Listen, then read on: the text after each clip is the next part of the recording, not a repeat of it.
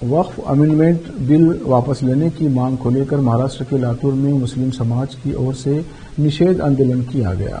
भाजपा सरकार मुर्दाबाद, मोदी सरकार मुर्दाबाद के नारे लगाए गए और मांग की गई कि अगर केंद्र सरकार को मुस्लिम समाज की इतनी फिक्र है तो मुस्लिम समाज को लेकर जो भड़काऊ बयानबाजी करते हैं उनके खिलाफ देशद्रोह का मामला दर्ज करें।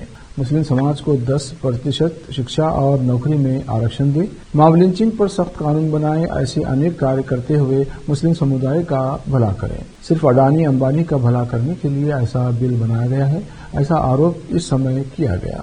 इस मौके पर एडवोकेट लारा शेख, AIMIM जिला अध्यक्ष एडवोकेट मोहम्मद अली अपनी बात रखी, गुस्से का इजहार किया। जब तक बिल वापस नहीं लिया जाएगा तब तक इसी तरह आंदोलन करते रहने का इशारा दिया और इस मौके पर लातूर की बहुत सारी सामाजिक संगठनों ने भाग लिया। लातूर से नौशाद कासमी की रिपोर्ट। देश विदेश और अन्य समाचारों के लिए चैनल को लाइक, शेयर और सब्सक्राइब कीजिए। कल पार्लियामेंट में वक्फ अमेंडमेंट बिल पास किया गया है। सबसे पहले हम देश को ये कहना चाहते हैं कि वक्फ ये दामोदर मोदी की प्रॉपर्टी नहीं है।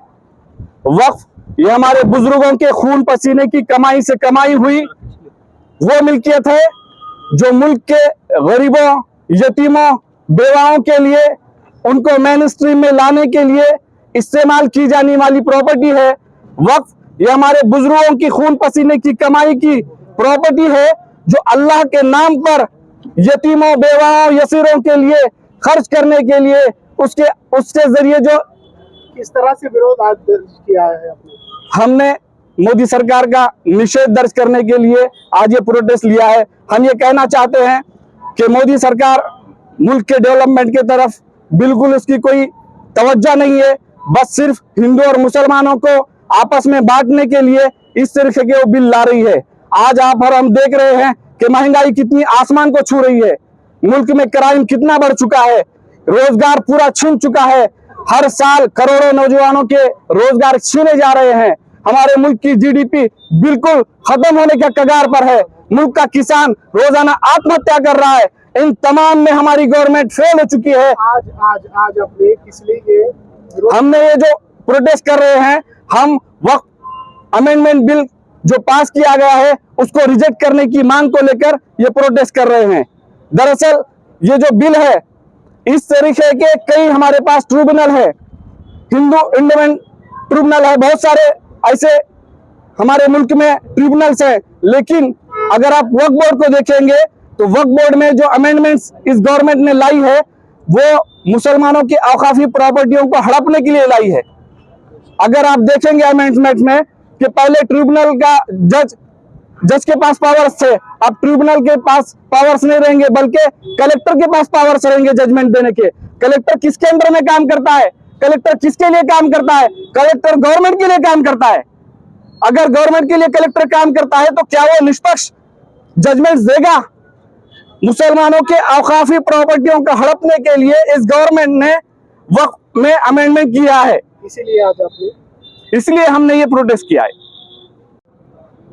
अस्सलाम वालेकुम रहमतुल्लाहि व बरकातहू। कल वक्फ अमेंडमेंट बिल 2024 पास हुआ जो मुसलमानों के हित में नहीं है। कोई कुछ भी कहे, सरकार रिजिजू या और कोई कहे, लेकिन मुसलमानों का नुकसान हुआ है। इसमें अब वक्फ की प्रॉपर्टियां निशाने पर आएंगी। निशाने पे इसलिए कि जो कलेक्टेड है, जो डिजिटलाइजेशन हुआ है, वो प्रॉपर्टियों पे अब सरकार की निगाह आएंगी। समझो कोई अगर मरकज की जगह है उस पर भी निगाह बैठेगी। उनमें जो गैर मुस्लिम सदस्य हैं उनको तुम्हारे बारे में तो कोई दर्द नहीं रहेगा, वो ये सुझाव देंगे कि इसको हम कॉम्प्लेक्स बनाएंगे तो बन सकता है। मुसलमानों के हित में नहीं है। आज आंदोलन के तौर पे हम लोगों ने एजिटेशन किया बाद नमाज के। कुछ मुसलमान भाइयों ने कहा था कि कुछ विरोध होना चाहिए क्योंकि इंसान जिंदा है, समाज जिंदा है तो जिंदा दिखना चाहिए। अगर आवाज उठेगी तो उठेगी, नहीं उठेगी तो दबेगी। हर तरीके से मुस्लिमों के खिलाफ कानून बनते जा रहे हैं। ये उसी में से एक कानून है।